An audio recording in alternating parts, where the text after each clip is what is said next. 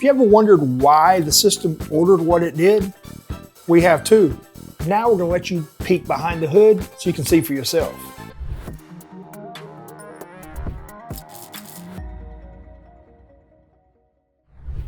Zack here with FTx, and in this FTx fact, we're going to pull the curtain back on the order methods.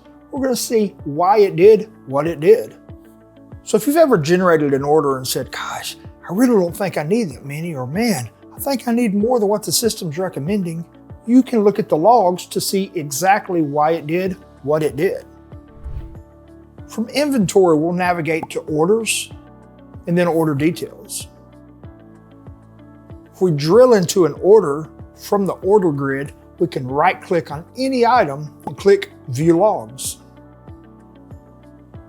So this log's got a lot of data in it, so don't be overwhelmed. The biggest things we want to look at are the number of days you specified you wanted to evaluate, the date range you want to evaluate, the inventory and sales history. It's going to show you how many it calculated on average you sold per day, if there were any dead or out of stock days, and then ultimately how many it decided to order.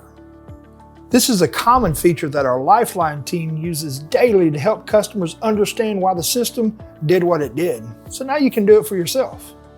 So if you're looking for consulting or expert-led training, don't forget that we offer a concierge service. Visit goftx.com for more information. And of course, there's all of our courses available at FTx Academy. Until next time, take care.